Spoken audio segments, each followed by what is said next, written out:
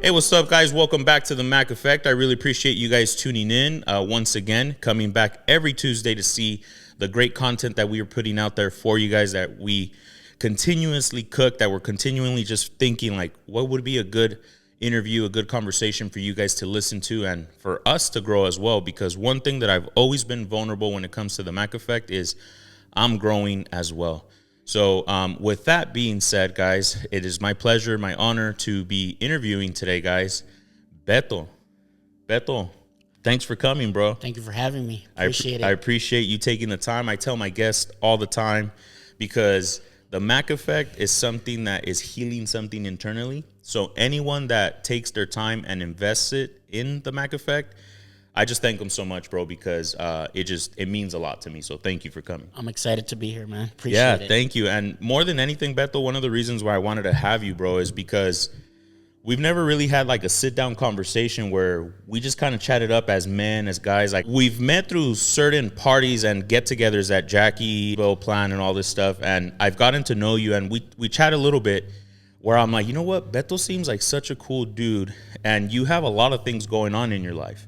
But before we touch bases with those things, I kind of want to know a little bit more of the background of Beto. Like, who's Beto? Where does Beto come from? And kind of take it from there, if you don't mind. Yeah, for sure. So, born and raised in Los Angeles, California. Immigrant parents, Humberto Ibarra and Marta Ibarra. My mom's from Apatzingan, Michoacan, but then they moved to Mexico City when she was 3 months old. And then my dad's from Guadalajara, Jalisco. And they actually met here in Southern California in Compton in a soccer field. That's my crazy. My dad grew up playing soccer, but yeah, born and raised in Southern California, specifically Linwood. Kinder through sixth grade, Lincoln Elementary in Linwood. Then eventually moved to Southgate and went to middle school in Southgate. And then high school, Southgate High School, graduated from Southgate High School. Graduated from high school, didn't know what I wanted to be or what I wanted to do, but took 2 years off. My dad was pretty pissed, and eventually went to ELAC and transferred out to Cal State Long Beach and studied marketing. But that's me in a nutshell. Have older sister, younger brother, younger sister. It's four of us all together. So it's 2 and 2. 2 boys, 2 girls. Yeah, right, I'm the okay. second one.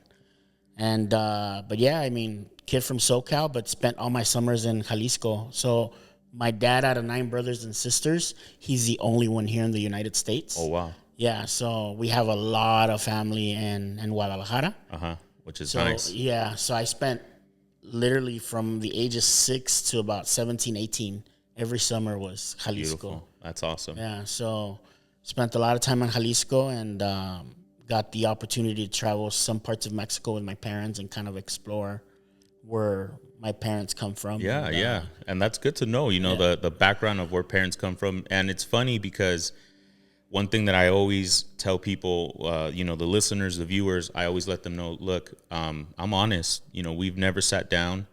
It's so cool to know that we have similarities without even knowing we had similarities. Like my parents are both from Zacatecas, but they met over here as well, which to me, I'm like, that's kind of crazy. Like they could have met over there, but they met over here. So they're both from Zacatecas? Yeah, both of them. Different towns? Different towns, but so Linwood, okay, and then Southgate. So you were very close. I was actually being raised in Compton. I was borderline Compton and Paramount, right where the 710 pretty much splits it.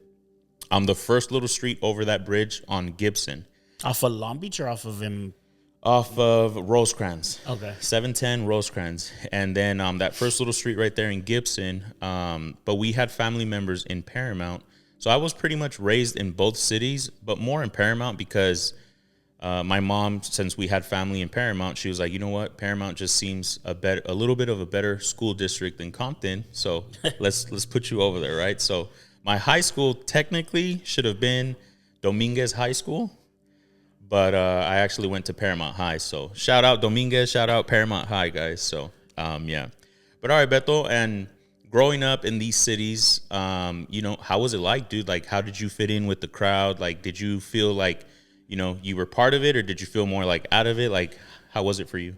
I felt a little, like I had great friends, and then obviously I had great parents, but we're very close as a family, but it was always it was a little different because all my friends were into different things than I was, and especially music. I love like the hip hop, all the stuff back in the day, but I was more into like rock, indie, alternative. I was listening to like Queen, what else? REM.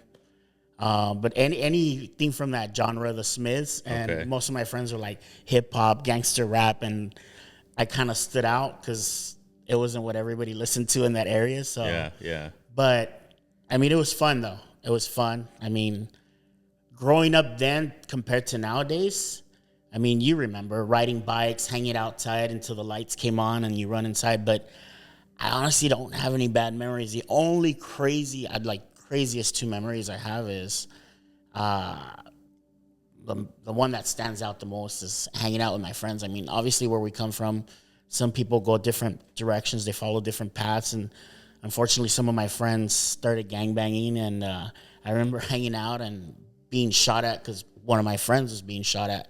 And after that happened, it's everything changed. Like the minute my dad found out, he just wasn't okay with it anymore. Like who I hung out with, who I talked to. And it's like, to you, it's blame him? Like, yeah, to you, it's your friends, but it's, for the most part, growing up in Linwood and Southgate, I mean, I have nothing but great memories. I'm lucky enough to have two great parents, and they set good examples. So I have nothing but great memories, hanging out with friends, my cousins, good times. That's good. I think a lot of the times people want to blame the city or the environment that one's in and says, well, I was destined to be here because look at the city that I'm in or whatever, right? But when you genuinely look at it, like I was being raised in Compton / Paramount. You were in Southgate, which they're very close to each other, Linwood. I think parents matter a lot. It's not just, yes, quote, the environment matters, absolutely, right? Because if you were being raised in Beverly Hills, let's be honest, it would have been a totally different Beto that we see now. However, I love these humble beginnings, bro.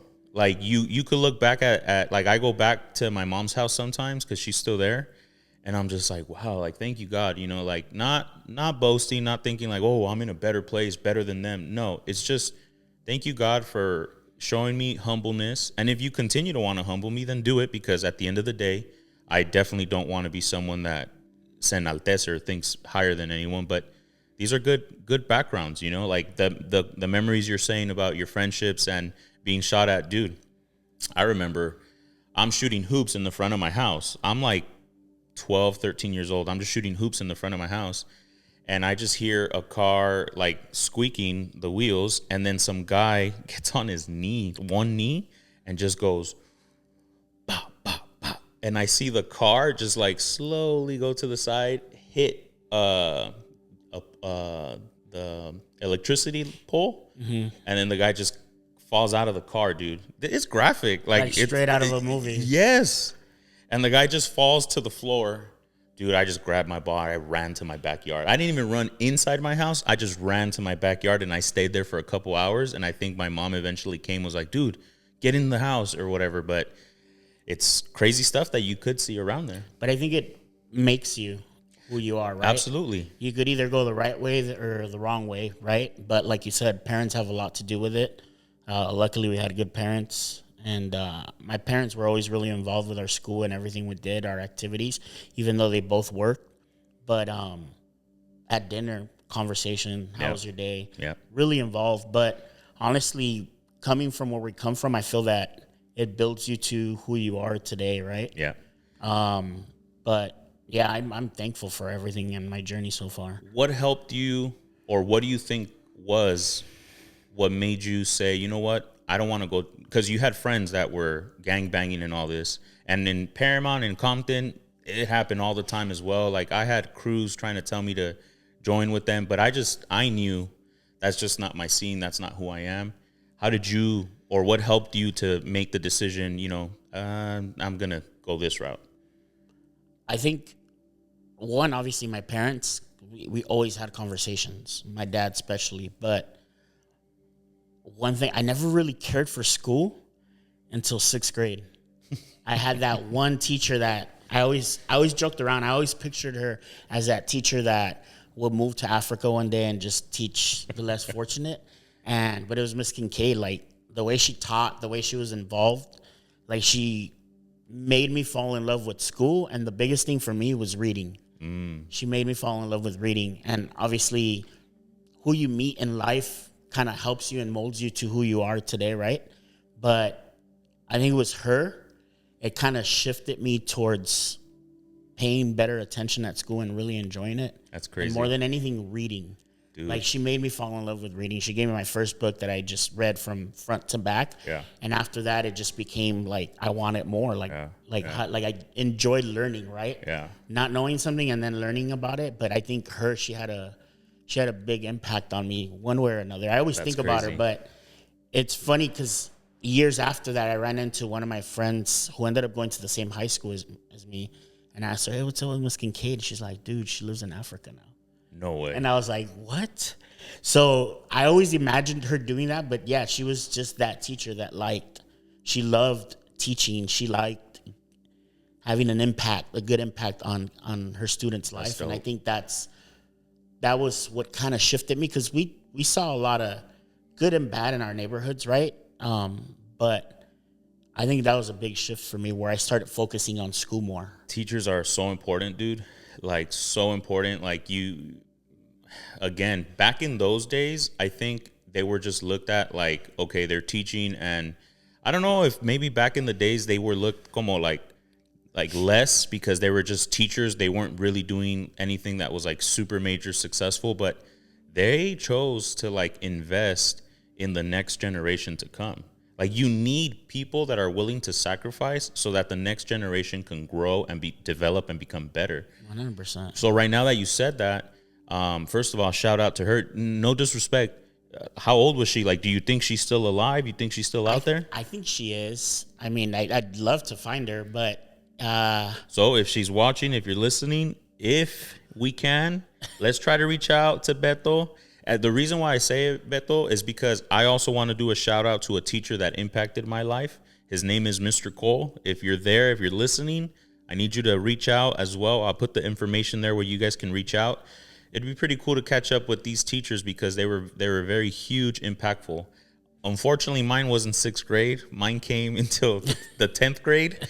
But Mr. Cole was a teacher that definitely like he taught me more about the real life and what to expect after high school. And I'm just like, all right, dude, back then I thought he was just an asshole. Like, I'm like, he's a jerk. But now that I look back, I'm like, nah, he was setting me up for the real world. Yeah, for sure. Yeah, so I appreciate those teachers. Good looking out teachers. So, all right, so you grew up in that environment, and then, you graduated from high school. At this time when you graduated from high school, did you feel pressure from family, like you have to continue in school, or did you feel like you got to get your butt to work? Yes, school for sure. Okay. So, I originally, when 11th and 12th grade, I fell in love with drafting in high school, and then eventually you move on to architecture. Okay. And I fell in love with it. And by the beginning of senior year, for sure, I thought that's what I was going to do after high school. And I applied to a bunch of schools, got accepted to some really good schools. But by the time I graduated, I just had a change of heart. I didn't know what I wanted to do. Like, I was like, I don't know if I want to do architecture. Like, it's not something I want to pursue. And you had already invested time in it and everything. Yeah, and I did the college application. I did everything. And when I told my parents that I was going to take a break, my dad was pissed. Can I cuss? Yeah. He's like, no seas pendejo, tu futuro. And I was just like, I just don't know what I want to do. Like, and my dad was like, pero si yo voy a pagar. And I was, that's the thing. Like, why do you want me to go into something and then you're going to spend the money when I don't know what I want to do? That's crazy. Like, I just didn't know what I wanted to do. And I remember I was like, I'm just going to work and figure it out. And he's like, you're just going to end up in a warehouse. I'm like, no, Dad, I just want to figure out what I want, like what my passion and what my path is. That's good. So I was going to take a year off, and I ended up taking, I don't remember, it was 2 or 3 years off, something like that. But I started working at a young age. I always wanted to have my own money, right? My dad always provided, but I always wanted to have my own money. My first job was when I was 16, almost 17, Toys R Us and nice. and Bell Gardens. All right. I hated it because it was during the holidays, and kids are crazy, dude, during the holidays. But then eventually, when I graduated from high school, I got a job at All American. I don't know if you remember All American in Downey.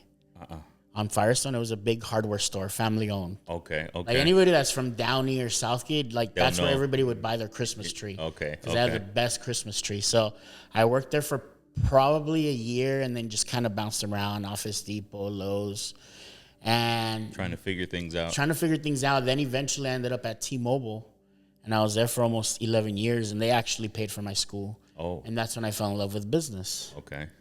Because you were learning it. I was learning it, right? Sales, marketing, business. So good. And one of my coworkers told me, like, hey, if you're a full-time student and if you're a full-time employee and you're a business major, they pay for your school. And I was like, the fuck, for reals? And she's like, yeah. So I went to ELAC, and then from ELAC, I transferred to Cal State Long Beach, and I studied business marketing. But my dad was real pissed because, I mean, I took a big old break, and then eventually I figured out what I wanted to do. And, yeah, I was at T-Mobile for almost, not 11 years, 10 years. And finished school, and that's crazy. It's been a journey. But you know what I like about that story, Beto, is that, you know, like the way you're saying it, like, because you've already lived it, you kind of already processed. But I know there's viewers, listeners out there that find themselves in a place where they're getting out of high school or they're graduating from college, and they're like, I kind of don't know what to do. Same place as you, which is the reason why I like having these discussions, because someone's listening and saying, I don't know what to do. Like, it's like, I thought it was this, but I spent my money already, but I really just don't want to. And it's okay. That's why I want to put that space out there so people can see, like, look, guys, there's no A to B finish. You really have to start discovering who you are, what you're about. Like, really ask yourself the question, like, what do you like? And to be honest with you, I didn't start asking that question until like 2 years ago. What is it that Mike likes to do? And it's one of the reasons why the Mac effect is so important for me, because I realized, I'm a talker. I like to talk. I like to communicate. I like to have good conversations with people. And this is genuinely doing something for me, that even when I was doing something at a warehouse or when I was recruiting, which was nice because helping people is beautiful and I love doing it, it's just not as fulfilling as what this is. Right. So you finding that path, which is awesome. And then another thing that I like, it's that I'm trying to teach this new generation, because when I was in staffing, I would help people build their resumes. Unfortunately, a lot of people's resumes are like 3 months, 6 months, 3 months, 6 months. You were in T-Mobile for 10 years. Y quítale, right? Let's say 2 years less, right? So let's say 8 years, which is not true. You were there for a long time, but 8 years, 10 years, 11 years, whatever the case may be, that is a good amount of time for you to be at a place where not only are you going to be working with integrity, but now you're learning the business side to it, so that when you eventually make the risk of your own, you know, because you didn't just spend 6 months, you spent years learning the trade. Right. So before we get to that, because I know we're going to head down and I'm sure you guys can see a little bit of what we're going to eventually be talking about. I also want to hit, where was the room for the love life at this moment? Were you doing this solo? What was going on? Through my T-Mobile days, or through your T-Mobile days, or through when you were in high school? I mean, I dated on and off, and I had two serious girlfriends before my wife. Okay. And then before my wife, the last girlfriend that didn't work out, I was like, dude, maybe it's just me. And I decided to spend some time and figure myself out. And I spent probably, I'd say, a good 4 years. Really good. Before I met my wife through mutual friends, and hit it off, got along really well, enjoyed conversation with each other, and became really good friends, and eventually started dating. And it's been a great journey with her. I mean, beautiful. Vanessa, we've been together for a while now, and it's been she's a big reason why I'm able to do all the stuff I'm able to do now, because it sounds corny, but behind, how do they say it? Behind every strong man, there's a strong woman. Yep. But it's true. Like, it's true. Like, she's always been really supportive with my ideas, my vision. And if it wasn't for her and my family, like, I couldn't do what I do. And I love that, dude, because it shows the core fundamentals. Like, again, you said it sounds corny, but the truth is the truth, bro. Like, if you don't have a very good core foundation, it's like no matter how many steps you take forward, it could crumble down in an instant. Like, you have to have that. Not only that, but no one built anything by themselves. Exactly. It's impossible. Exactly. From your family to partners to investors to whatever it is, like, everyone's story has a circle around them that helped them. Agree. Achieve when I hear people say, todo lo que yo tengo es porque yo lo he hecho de mi sudor de mi frente y yo solo. And I'm like, you're already lying, dude. Yeah, like, you already lying. Like, it's impossible. You needed to have someone's help at some point, at some time. Someone had to help you. 100%. Because, and it's crazy because as I'm speaking to you, Beto, I'm honestly telling you, man, like, I respect a lot, like, as I'm hearing and as I'm seeing things that you say as a man, like you ending your relationship and being alone for 4 years, beautiful. I don't think a lot of guys do that. That's that's another reason why I opened the Mac Effect, because I want to help other men out there. Like, don't just jump from one relationship to another. Give yourself time to process and figure out, like, are you causing anything? Can you get better? Can you develop yourself? What do I like? What do I don't like? Exactly. Yeah. Don't just identify yourself with the person that you're with. Like, find something about you. And when I met Jackie, I was actually single for 2 years, which gave me the opportunity to figure myself out and stuff like that. So then that's beautiful that eventually that happened. And so when you were in T-Mobile, were you and Vanessa already dating? We were dating, yeah. Nice. I was there for probably, before I left, it was like 2 years before I left while we were dating. Okay. Yeah. And then eventually in T-Mobile, well, now we know that that's not where you stayed. Right.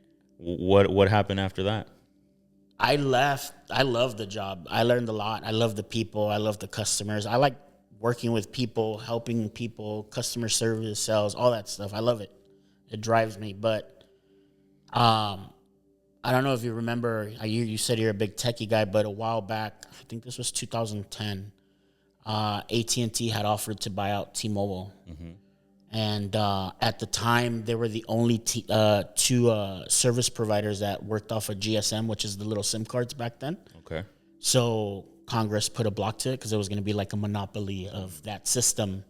And during that process, AT&T had spoken to employees that, they were going to keep us, blah, blah, blah.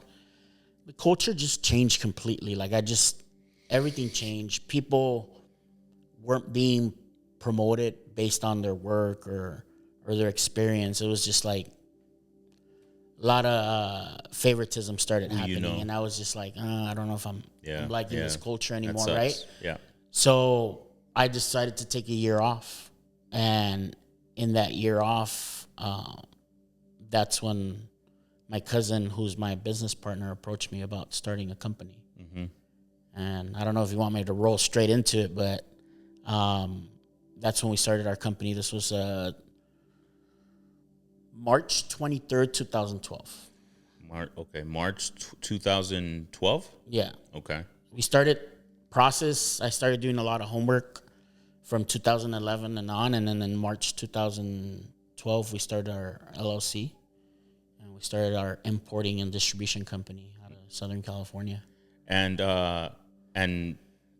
like, when he approached you with this business idea, was it something that you quickly were like, give it to me, let's run with it, let's go? Or was it something that you were kind of like, I'm a little scared, like, we could fail at this? Like, how was it for you? Well, it was kind of the opposite, because he found out that I had left T-Mobile, and he approached me. So this cousin that I'm talking about, he was actually the person I would roommate with when I would go to Guadalajara growing up. Okay. So we're very close. He's my first cousin. His mom and my dad are brother and sister, but So you could almost say like you see him almost like a brother.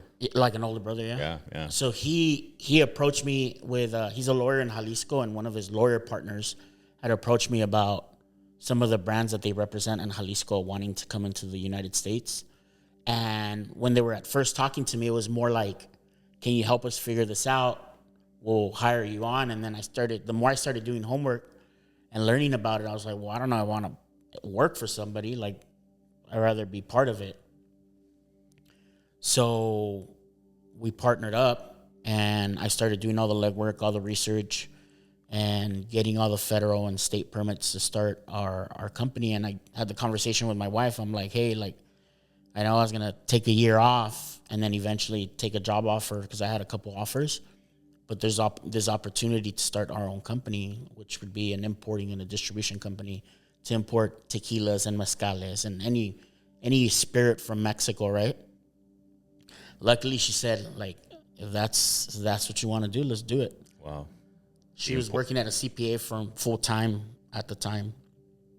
And we went with it and officially started, which is our company, Glass Bottom Distributors, in March 23rd of 2012. And that's awesome. We started importing tequila. And when you said you were doing the legwork learning, just so viewers out there, because even me, bro, I'm being honest, like, teach me, like, in the sense of, like, show us how to, like how can I say it? Like, go get it. Like, because a lot of people want it, but don't know how to even start, like, what to do. Like, so what would you do when it comes to, like, you were learning the business? So the biggest thing for me was figuring out what we needed to actually even start. And I reached out to a friend, Junior. He used to work for a company called Wine Warehouse, and kind of picked his brain for a while and told me, you're going to need this, you're going to need that. He did a little research on his end. And I started digging in and just started looking into what federal permits we were going to require, what state permits we were going to require, what was it going to cost, and probably spent a good year just doing research. Wow. And then finally figured out, like, okay, this is what we need, and then started looking for a warehouse because we were going to need a facility. And luckily my wife found one in Pico Rivera, where it all started, off of Slauson and Passons, close to Ramirez Liquor. She found the warehouse there, and then got our federal permits through TTB, and then our state permits through ABC for alcohol for importing and distributing. I love it. And started importing in 2014. You know what, Beto? Like, as I'm hearing you, bro, you said all kinds of initials right now. Que yo sepa la madre que he's this man, and I'm sure people también. But if we're listening to what you're saying, it's about, like, you set your own limits. Like, you could have eventually been so overwhelmed with, like, oh man, this is too much. Like, I got to do this and I got to call here and I'm done. But if you don't put that cap on you, so I guess what I'm trying to say to viewers and to myself is, like, why do you limit yourself? Just make the phone call. Fail. Get hung up on. Get someone to tell you you're dumb. You're eventually going to get that one phone call, that answer, that sponsorship that's going to tell you, we'd love to do business with you. Let's do it. So I'm glad that you did that legwork, because eventually that company continues to thrive, but then you had another baby. Through a lot of headaches, but yeah. So we started importing two brands, Senda Real at the time and Don Fermin, and then eventually a mezcal. So we're literally the importer and the distributor for these brands we were bringing in. But a lot of the brands that were coming into the market that we were bringing didn't understand, like, hey, yes, you're coming to the number one market in the world for tequila, mezcal, because probably 85% of all tequila consumed at an international level is consumed in the U.S. Okay. Heavily in California. California is the number one. Wow. A lot of these brands weren't understanding, you're coming to a saturated market. You have to spend some type of money. I'm not saying millions of dollars. I'm saying some type of money to get your brand out there and market it so that you could kind of infiltrate the saturated market. And they weren't wanting to do that. And it got to the point where like, well, we were starting to spend our own money for other brands and it just wasn't making sense anymore. And that's when I told my cousin, like, hey, dude, like, we should really think about developing our own brand. And he's like, why do you say that? I was like, look, like, we have great accounts. We've built great relationships these 2-3 years. So good. We kind of know how to maneuver around this. Like, let's start developing our own brand. And in that process, I have a good friend who I haven't talked to in a while, but love him very much. Forrest Coakley taught me a lot. White guy, knows more about tequila than Mexicans. Like he's a genius. I learned a lot from him, and in that process, he got approached by Joel, who is now my partner and our master distiller, and he was nagging him about, hey, I have the best tequila, like, can you import it? And he's like, well, I'm not an importer. I can connect you. If they're okay with it, I'll let you know. Well, he reached out to me, and he's like, hey, this guy Joel keeps calling me about importing his brand. He says he has the best tequila. Would you want to talk to him? And I told him, honestly, I'm not. I want to start developing my own brand. He's like, well, just talk to him, see what he wants. I ended up talking to Joel. I told him, send me samples. And he sent me samples of the whole line, which was the Blanco, the Repo, the Añejo, and the Extra Añejo. But it was a different bottle, different name. And the tequila was great. Like, it was great. And I told him, your tequila's great, but, like, to be honest, we're looking to develop our own brand. And he was like, well, I really want to go into the markets. How about we partner up? I was like, I'm down, but the bottle you have now and the name just doesn't work. And he's like, why? I'm like, it's hard to pronounce for a lot of people. I'm like, I could pronounce it because I'm Mexican-American, but those that don't, it's if it's just one word, it's a lot easier, and it just doesn't work. And it was, at the time, it was called Gran Ciervo. Okay. And it was a glass bottle, nothing pretty. And he had just bought a ceramics plant at the time. So we started playing with the idea of changing the name and developing a ceramic bottle. And he had a couple of names registered and trademarked already. And the one that stood out the most was Mandala. Mm-hmm. That name really popped. And I started researching what it stood for. And I loved everything it stood for, which is balance, unity, togetherness. So good. And I'm loving hearing it, dude. Like, just you telling me, like, how como está floreciendo, like, kind of by itself or whatever, with the connections. Like, I don't know if I want to meet this. Just meet with the guy. Okay, fine, let's meet with. And like, I'm listening to you seriously, and I'm like, wow, like, it's just awesome to kind of listen to stories sometimes, and learn from them. So that's really cool. More than anything, taking a chance too. Yeah. So he took it to a ceramics plant he had bought in Morelos, and he sent me back a sample of the bottle, and I was just like, bro, it's fucking ugly. And he got so upset, and he's like, oh, but if you're so good at it, then you come up with something. I was like, well, I'm not saying I'm better than you, but I'm just saying, like, if we're going to compete with, like, the Clase Azuls, the Dos Artes, like, it has to be better than this, dude. And him, our designer, Hesiel, who's worked with us for, like, 12 years already, and myself, we started playing with some ideas, and then Hesiel sent them over to Joel, and Joel gave it life. We launched backwards with our Extra Añejo. What was it? November 16, 2016 was the first day we imported it. You guys launched backwards? Backwards, yeah. So at the time, so everybody launches Blanco, Repo, and Añejo, or Blanco and Repo. He had the whole line ready, but there was I skipped a big part. We saw a big shift in the market where everybody was going from inexpensive tequilas to premium sipping tequilas. And the Añejo and the Extra Añejo market was really growing. So he's like, what if we launch with the Extra Añejo only? Got it. I mean, like, makes sense. I'm like, cool, let's do it. So we launched, which is the one we're known for the most. We launched with the Extra Añejo on November 16, 2016. And ever since then, just haven't looked back.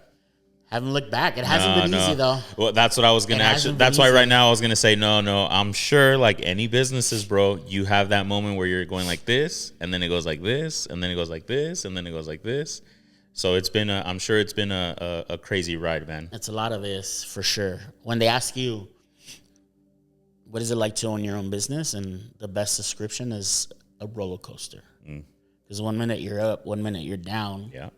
And you just got to enjoy every minute you're up. You just got to enjoy it, right? But yeah, it hasn't been easy.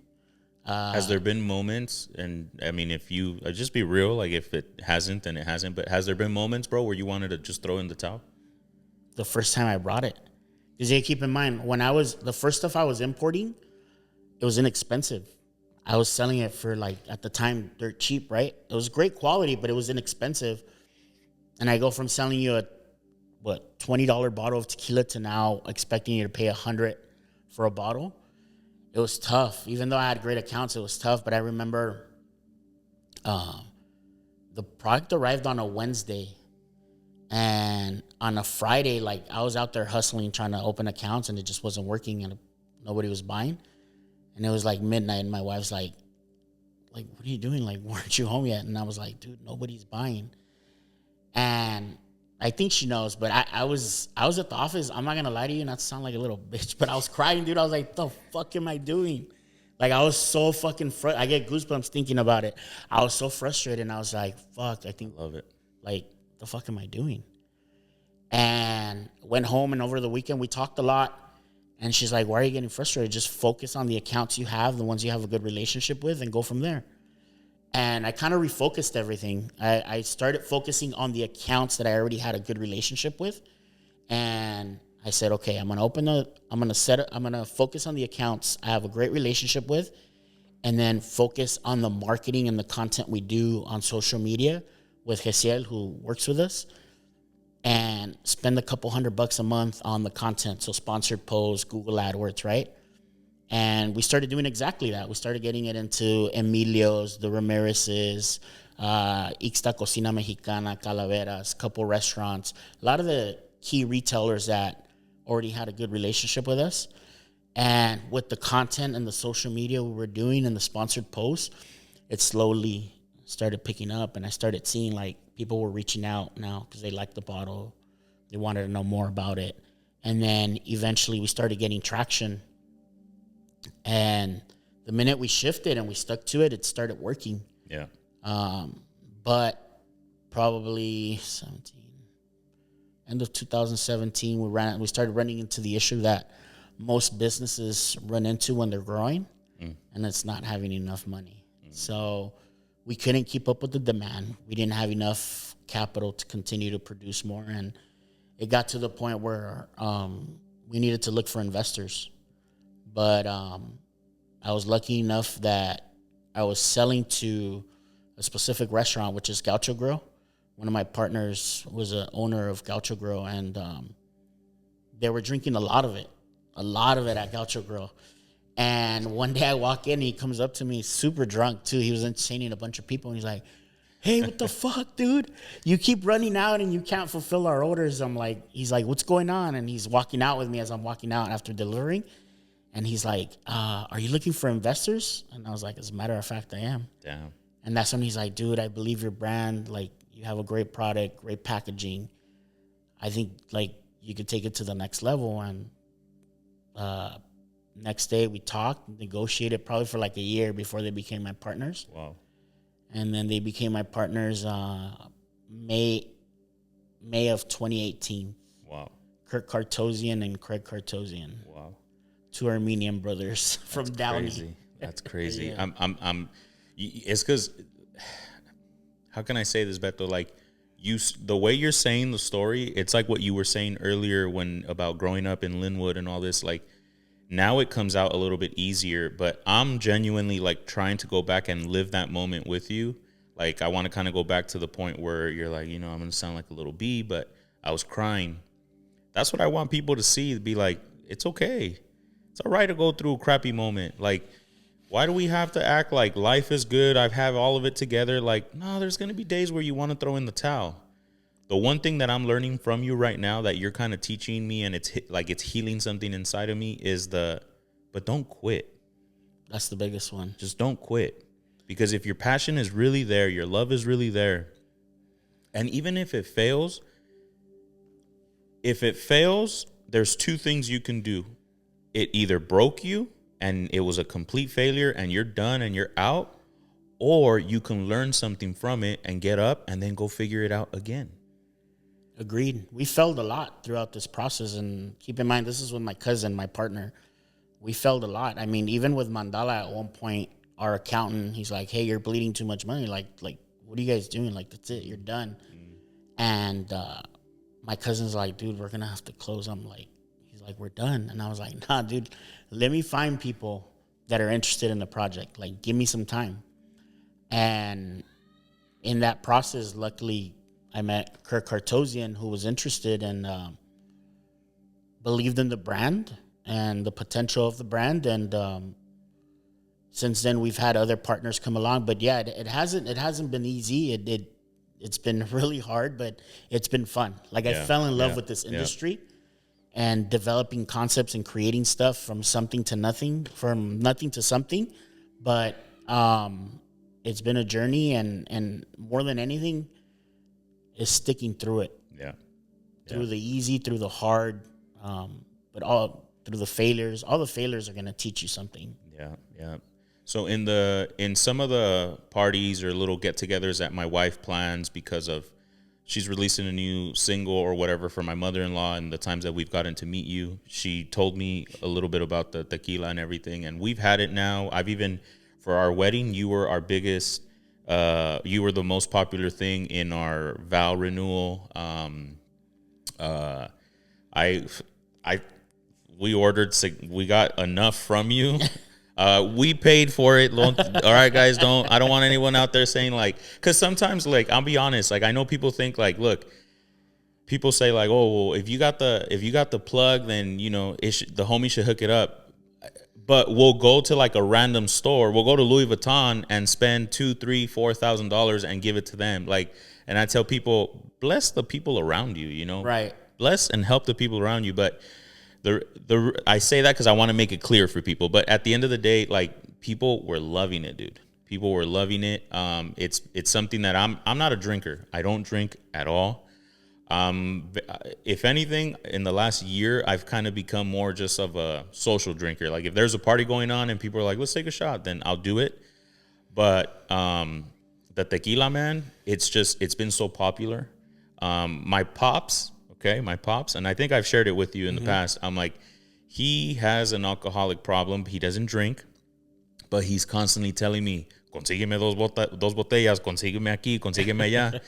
And sometimes I go through you. Sometimes I just go straight to Costco because they're there too. So I'm like, and I give them to my pops, and I'm like, you don't drink. Like, what do you want them for? He's like, no, dude, my friends, like, they asked me for them, and, like, I'm known, like, as a big shot for hooking it up and stuff like that. And I'm like, all right, Dad, like, I'll let him have that one or whatever. But I guess what I want to say, bottom line, Beto, is, you know, before even Mandala, I'm just grateful that God allowed you to, like, make this a reality. Because yes, the tequila, we're going to drink it, we're going to enjoy it, but it developed you as a man. And I'm thankful with God that you were able to experience that. We wouldn't have Beto, we wouldn't have Mandala. Like, if there's no Beto, we don't have Mandala. Right? Right, and there's a couple other people too. Of course. There's some names too. We got to thank many people. But I'm not trying to disrespect anyone in any way. Not at all. The point I'm trying to say is we have to put in our work, and that's what I'm trying to say is you put it in, and I'm thankful that you put the work in so that it can be here. I'm just thankful I got the opportunity and I crossed paths with the right people. Correct. I'm lucky enough to have the people around me that I have. I have great partners here and in Mexico. Like, we were talking, I think we were talking off of camera, but no one builds anything by themselves. Like, there's a team that built Mandala, right? Yep. Yes. Did I do a lot of the legwork at the beginning? I stuck a lot of the stuff through. Yes. But I was lucky enough to have my wife, my daughter, my mother-in-law, my parents that support and believe on my crazy ideas, my cousin, Joel, his family, the Garcia family, and then my partners, Heidi Wild, Craig Cartosian, Kirk Cartosian. But it's been a journey, and I'm beyond blessed to have gone it to where from where it started to where it is now. We started with 240 bottles to last year we did close to like 80,000 bottles in 1 year. My goodness. But My goodness. And if you guys haven't tried it, I'm asking you guys, please, please, please try to find. Where can people find it, Beto? Luckily, in a lot of places now, Total Wine, Bevmo, Ralph's, Food for Less, Emilio's, Ramirez, Yeah. Mission Liquors, Yeah. a lot of restaurants. Well, I think one of the biggest things, like even my pops tells me all the time, and Jackie as well, is the bottle is just so beautiful, bro. The bottle, the design that you guys came up with. Jackie's favorite color is yellow, so she loves this one. She likes sunflowers, no? Yeah, she loves sunflowers. And then you guys also once in a while come out with limited Every year, edition, once a limited year. edition ones as well. So That this was- one was for what? 2022. That was Hesiel Rubio, our designer, did that one. Beautiful, guys. But every year we do a different limited edition Dia de los Muertos to celebrate our loved ones that have passed, Yeah. friends and loved ones. Mexico City and all parts of Mexico, Dia de Muertos is big, and it's now big here too, where people celebrate it. But that's what we do every year. And I seen on social media that now you guys also opened up like The Mandala Bar. the wine, like they could taste it now, right? No, so it's the Mandala Bar. Two of my partners opened that in Okay. Downey. Uh-huh. It's literally probably like 3 blocks from my office, from our corporate office. Our corporate office is off of Paramount and 4th. The Mandala Bar is off of 3rd and Downey, in downtown Downey. And the bar is food as well, or just Food. Okay. So it's tapa style. Really good from different parts of Latin America. Really good food. And then My wife, if you're watching this, we got a date night. We got to go to. We got to enjoy. let me know when you guys are ready. I'll walk there and Yeah, meet you down we'll for dinner. do It's we'll do a walking double distance. date. Okay, dope. It's walking distance from my office for sure. We'll do it Eventually All right. from my new house. So there you get to taste all of them.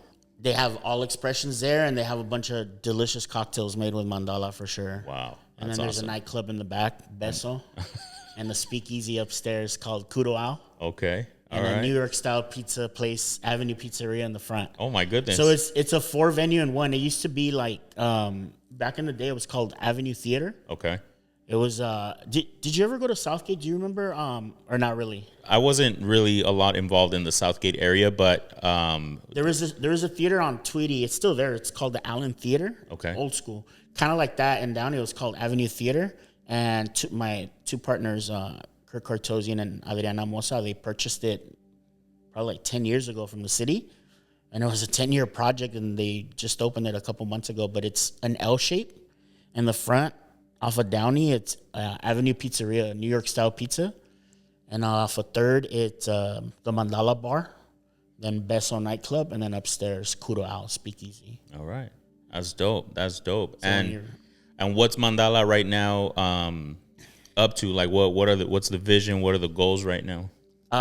Currently, we're in 14 states, but obviously, we would love to be in all 50 states. So right now, we've been talking to the 3 largest distributors in the U.S., and we're locking in probably by the first week of September with one of them. Yeah, That beautiful. wants to take us into 40 states. Beautiful. So continue to grow the brand, continue to develop different concepts from different Dia de Muertos, and I want to eventually launch a Cristalino.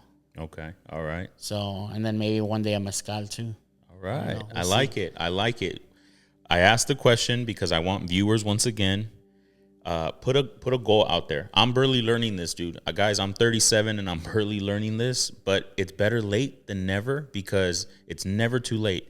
You want to put a goal out there because if you don't put a goal, you're just going straight, but you don't even know what you're heading to. Like, set a goal. Like, for example, for me, the Mac Effect, I'm like, all right, 5,000 subscribers. Let's just hit that goal first. And then if we get there one day, then we could set another goal and say, hey, let's go for 100,000 and grow it up or whatever. But you got to set those goals so that when you make it there, you know exactly where you're going and what you're planning. So that's exciting, Beto. Yeah, for sure. Set a goal and then sticking through it and actually putting action to it. Yeah. Because it's cool to dream, right? But if you, It's funny you say that Yeah. because I heard one time a pastor said something like that they always come up to him and tell him like, you should preach about this and you should preach about this, which I'm sure you've had many people tell you, you should do this, Beto, you should do this, you should do this. And I'm sure you could relate where you're kind of like, it's easy, guys, to be the one to say you should do this. But the one that does it, yeah, that's the one. Yeah. That puts in the work and puts in the, like, knows how hard that really is to do. Agreed. Because I know it. A lot of people are like, you know, they tell me too, like, you know, you should do this with your show. You should do this. And I'm like, I get it. I understand. But it's the one that puts in the work that se lleva la joda. Yeah, stick to your guns and stick to what you believe in, what you love, and then put in the work. That's good. Put in the work and don't give up. And has Mandala ever, or not just Mandala, bro, because just business, has it ever, now I'm kind of shifting it a little bit to the left because we've hit about 40 minutes, but I want to discuss this with people. How do you balance it with your love life as well? Like, does it ever affect it in a way where it's like, you know, the wife, I hate Mandala, man. No, not at all. It's funny you say that because it sounds crazy, but I always said, like, I always told my wife, the minute it takes too much time away from you guys is the minute, like, I don't want to do it anymore. Damn. So I value my wife, my daughter, my parents, my family. Like, I love family time. Like, that's what I always joke around. I always say I'm a boring person because what do I like to do? I like to go home and just chill with my family. And usually I don't ever plan anything. It's always the wife. But I've always tried to balance both. My wife's always been really good about kind of having me disconnect. It's hard for me because I don't know how to turn off. I'm always thinking work, work, work. And even when we're out for, like, dinners, she'll be like, let me have your phone. I'll just put it in her purse. Yeah. But we try to balance because even though we're busy with Mandala, we try to balance that. I mean, my daughter just graduated from high school, but I made it to all her dance competitions, all her recitals from when she was 4 all the way through senior year in high school. But it was always really important for me to be involved in everything she did, including my wife, because that's what my parents did for us. And I think that's what molded me to who I am today. Yeah. So I wanted to make sure that I did that for my wife and for my daughter, just to be there. So it ain't easy, but como dicen en español, el que quiere puede, ¿no? Yeah, you got to be intentional. Like, el que quiere, lo va a hacer, you know? So same I thing, get that. Same thing in business, personal life, same thing. The first thing that comes to my head is, like, how not to like this guy, dude. Like, he's saying a lot of things that I'm like, spot on. Like, it's just because they resonate with me because that's how I am too. Like, it's good to work. It's good to make money. It's good to Mandala, you know, expand and grow and do this.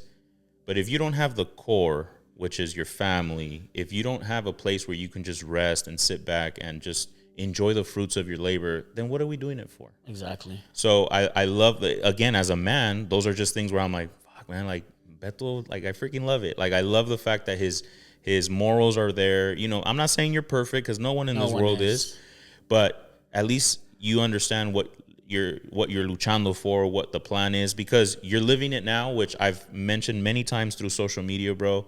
Very proud of the house purchase. I see your remodel as it's going. I'm like, this guy literally, I told my wife, he bought the house to literally, like, despedazarla toda and rebuild it back up because you're pretty much doing every square inch of that thing.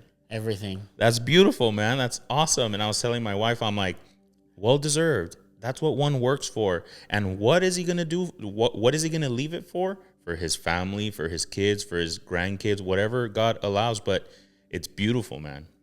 So congratulations on that. Man. This is your first house. First house. We rented for a very long time. Yeah. It was my wife that was like, she's like, do your taxes because we're buying a house. So did our taxes, and she ran with one of her best friends, Elvira Meraz. Shout out. Elvira Meraz and Manny Meraz are friends. They're realtors and they do home loans, but they called me one day and they're like, hey, we're at this address. You want to come and look at the house? I'm like, the fuck? Are you guys serious? Like, the minute we did our taxes, she ran. That's awesome. Yeah, it's been a journey, but it's been fun. We need that suitable helper, bro. Like, I'm glad your wife was there to be like, no, because if I don't do it, we're not going to do it. Let's get it done. And that's awesome.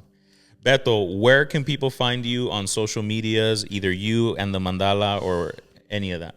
So Tequila Mandala is at Tequila Mandala on all platforms, Facebook, Instagram, TikTok, Twitter. And then me, El Beto Ibarra. All right, guys. So I'll put that stuff on the screen so you guys can give him a follow, give him a like, check out the Mandala. It's out there, dude. Like this guy, I remember just very vaguely before we end the episode.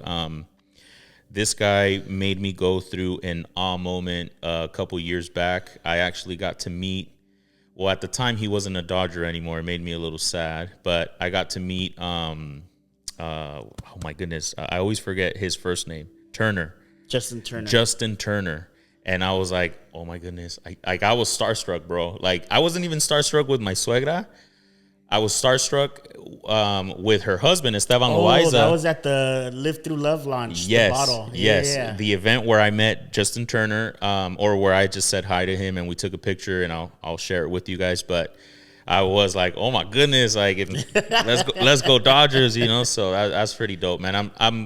It's so cool to see these connections, because at the end of the day, you end up seeing like, look, yes, they can have a bunch of stuff, but they're also human too. That just want to chill. They just want to have a little drink, have a good time with their family, and just enjoy life. Yep. We work hard. We need to also enjoy. 100%. Beto, well, man, I just want to say thank you so much for coming, bro. Thank you for sharing a little bit of your story. I hope you guys are learning stuff the way I'm learning stuff. At least I enjoyed the conversation, like just really understanding a little bit of your background and just putting that hunger in me to say, you know what, don't put limits on yourself and keep going. So I appreciate that, bro. Thank you for having me, man. Yeah. So guys, thank you so much for tuning in. I really appreciate it. If you have any question, comments that maybe I didn't ask, or you have the curiosity to ask, put it there on the comments. I'll send it to Beto. Our high school teachers, or the teachers that we are looking for, once again, please do not forget to reach out. We'll love to see if we can connect with you guys. That'd be an amazing treat for Beto and for me. But with that being said, guys, thank you so much. Much love from the Mac Effect. Peace, guys. We'll see you guys next time.